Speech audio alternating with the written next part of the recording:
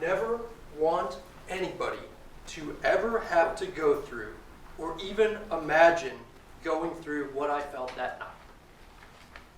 That was one of the very last things the defendant said when she was on the stand. Are you kidding? That is garbage. Most of what she said was garbage. 99% of this trial has been about the defendant. So let's take 1 minute to talk about that. You know, when you're done with a hard day, we've all been there. And whether you eventually sit down on your couch or your favorite chair or lay down in bed, it finally hits you, right? I can breathe. You have that moment of peace, right? We've all been there. You guys have probably been there this whole trial. When you get back to the hotel.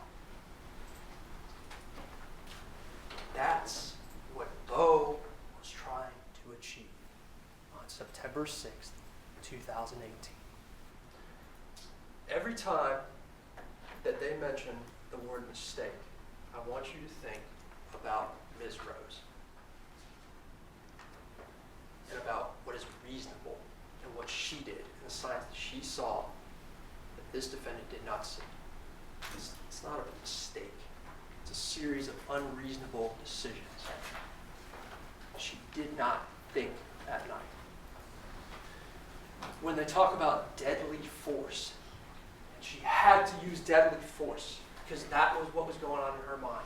You think about Bo about to eat some ice cream and ask yourself, is Bo a threat? Because you know what? Nobody was going to die that night. If she had thought for 1 second, you know what probably would have happened? She would have walked in, she would have felt embarrassed for a second, and knowing Bo's character, he probably would have laughed it off. They would have sat down and watched TV, and Bo would have made a new friend. That's probably what would have happened. Nobody had to die. She caused his death. She acted unreasonably. When they talk about the defendant thinks this, the defendant thinks that, the defendant said this, the defendant thought that. Substitute every time out, they say the defendant or they say Amber Guyger and put in reasonable person. I beg of you to do that.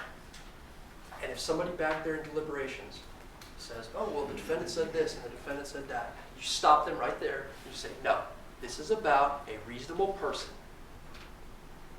under the same circumstances. That is what you have to decide. When they start talking about possible, you substitute that for reasonable. You should be back there thinking about reasonable, reasonable, reasonable. This case is about accountability for unreasonable decisions.